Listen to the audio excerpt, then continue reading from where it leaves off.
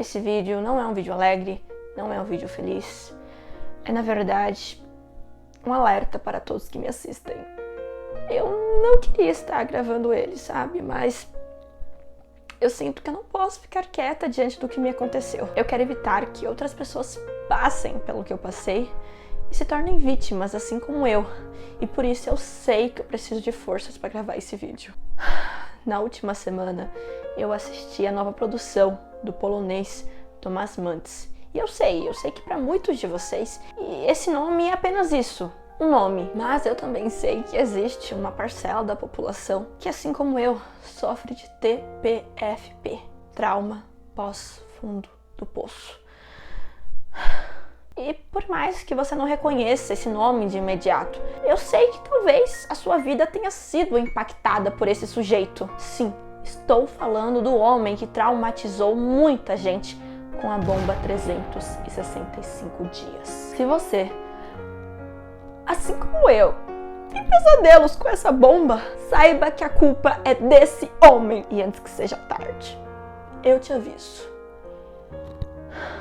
Ele está de volta. Desejo Proibido é um 365 dias repaginado. Mudaram a embalagem, mas o conteúdo segue o mesmo. Ok, brincadeiras à parte, gente. Sim, o cara realmente tá se especializando em se tornar referência em filmes eróticos. E por conta disso, fomos agraciados com esse pesadelo cinematográfico que estreou diretamente nos cinemas agora no comecinho de abril de 2023. E como já tive o desprazer de assistir essa joia rara cinematográfica, é óbvio que aqui trago uma análise completinha pra vocês desse filme de horror. Saiba que aqui não irei poupar spoilers. Afinal, para filme ruim, é praticamente um pecado economizar na hora dos spoilers. E a única coisa que realmente deveria ser proibida seria alguém assistir essa radioatividade. Então já sabe, esse conteúdo aqui é um vídeo de utilidade pública. Então não esquece, já deixa o seu like agora no comecinho. E claro, se inscreve no canal se você quer ser salvo de outras bombas. Dito isso, agora sim, bora falar desse surto que é Desejo Proibido. Primeiro de tudo, Desejo Proibido parece um filme que é uma sequência de um filme que não existe. E para a gente compreender essa sequência, precisamos desse filme que nunca viu a luz do dia. Sim, isso mesmo. Isso porque o longa começa sem pé nem cabeça. Fica claro pra gente que existe ali um background, mas o filme não se preocupa em nos situar em momento algum. Nele acompanhamos a história de uma mulher profissionalmente bem-sucedida, uma juíza, porém já adianto que esse roteiro apenas a colocou nessa posição de poder para posteriormente anular qualquer autoridade dela. Como se ela pensasse mais com a menininha do que com a cachola. E ela é uma mulher amargurada, porque acabou se fechando para o amor após a morte do esposo. E além disso, ela tem uma filha que não é adolescente, mas mesmo assim está numa fase meio rebelde e quer distância da mãe. Somado a isso, essa protagonista, a Olga, tenta se afastar da própria mãe, já que ela é uma mulher rabugenta que não aceita as decisões da própria filha, mesmo que essa filha seja uma mulher super bem resolvida aos seus 40 e tantos anos. Só que essa protagonista começa a se envolver com uma testemunha de um de seus casos. E logo notamos que ética é um termo que os personagens dessa história desconhecem. Esse sujeito é um italiano uns 15 anos mais jovem do que a Olga e está de passagem pela Polônia apenas para testemunhar a favor de um amigo dele. Só que há um pequeno detalhe aqui, gente. O diretor decidiu repetir a fórmula de sucesso e ele trouxe quem para ser o par romântico da protagonista nesse longa? Quem? O Nacho!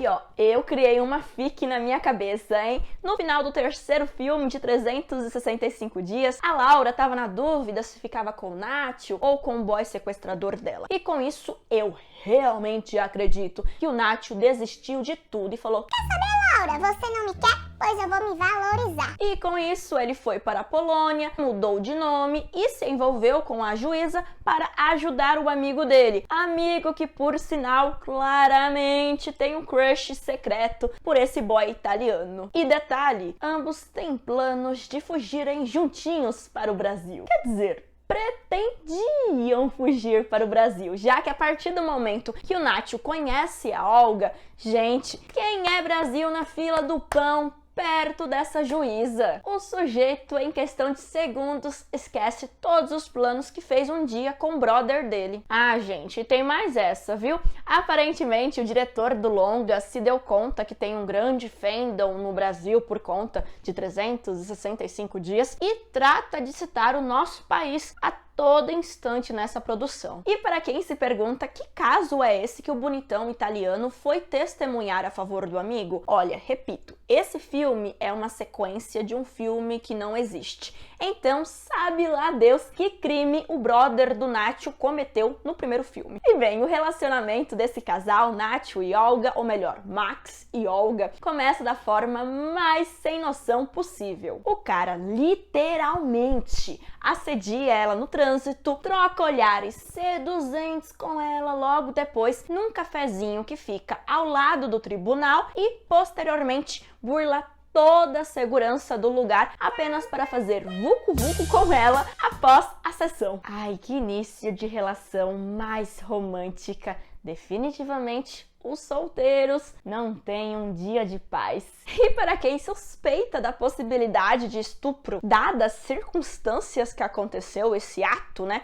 esse início caótico, bem, não foi esse o caso. Foi um começo de namoro muito medonho, um dos mais medonhos da face da Terra. Só perde mesmo para o começo do namoro que encontramos em 365 dias. Afinal, é muito difícil competir com um sequestro. E o mais bizarro é que é muito difícil acreditar que essa relação começa assim, porque é absolutamente tudo muito repentino e absurdo para ser verdade. Fora que é um roteiro completamente atropelado. Por exemplo, tem uma cena que a gente acompanha a troca de olhares seduzentes entre a Olga e o Nacho, o Max. E logo depois encontramos uma cena dele dando um fora numa loirinha, a Maia, a filha da Olga. Só que é praticamente impossível compreender a cronologia dessas duas cenas. Ficamos sem compreender se essa cena da loirinha é uma cena do passado, apenas uma lembrança dele, se é uma cena que aconteceu imediatamente após a troca de olhares, ou se é um presságio do que ainda vai acontecer no filme. Enfim, é uma confusão danada, sobretudo porque o Nacho é que nem aquele filme,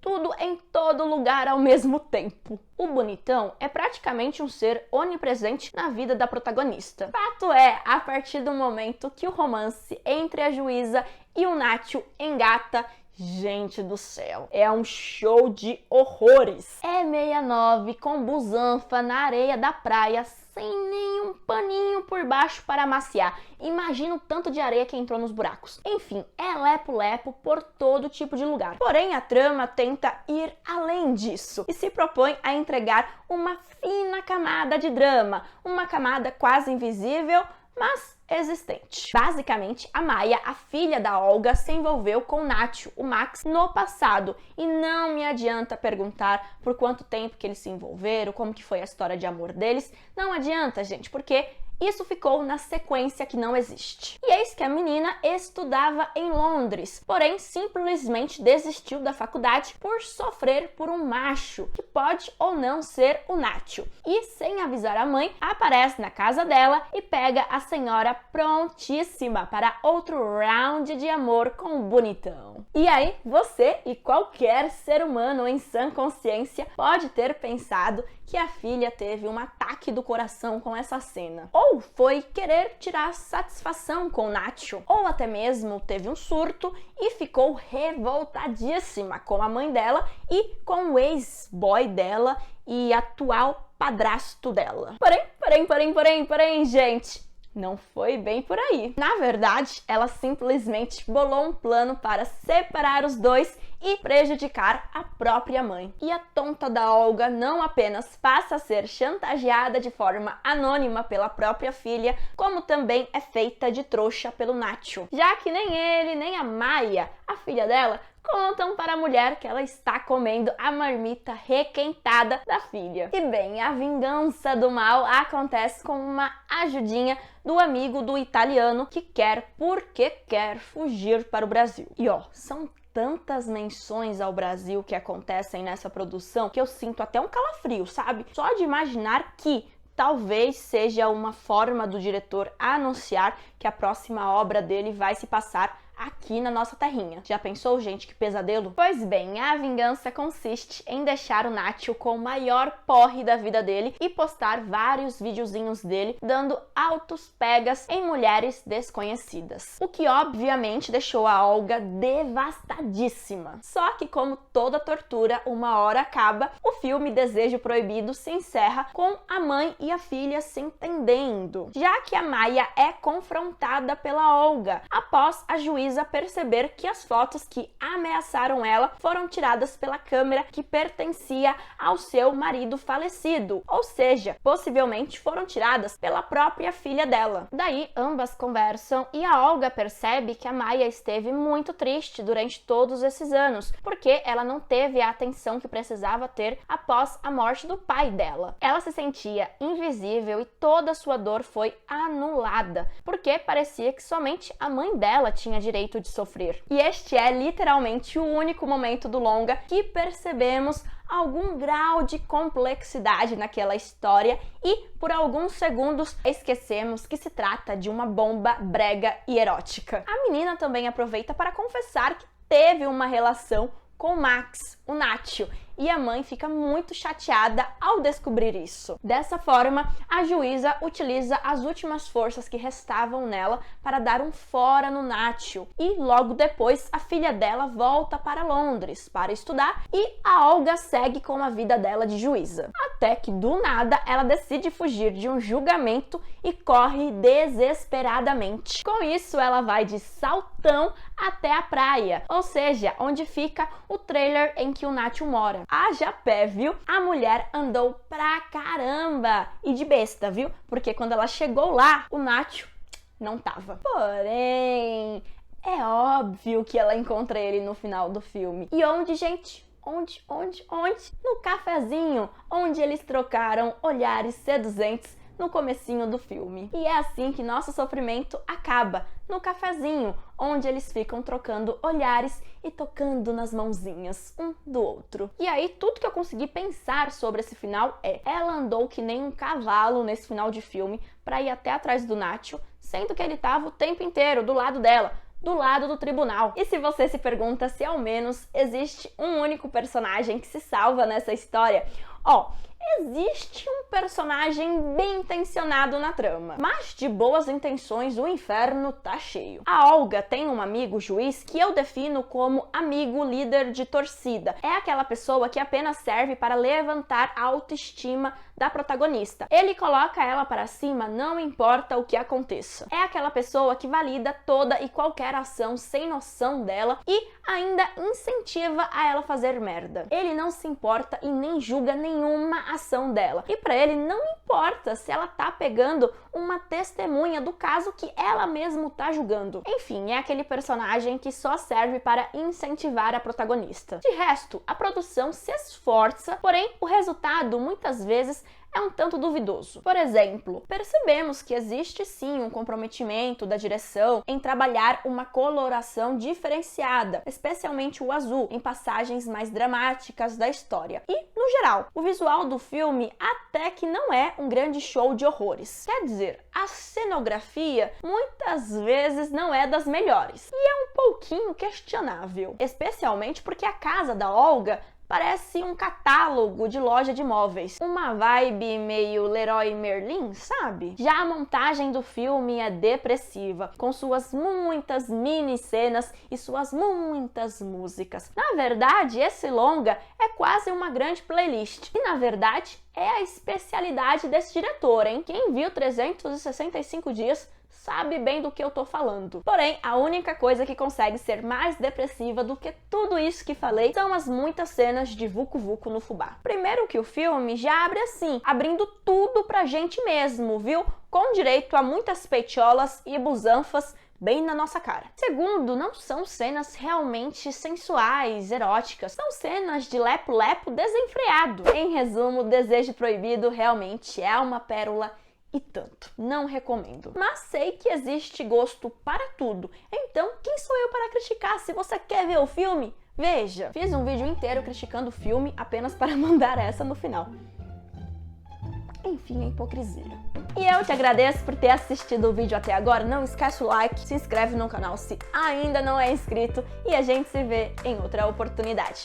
Beijinhos e tchau, tchau!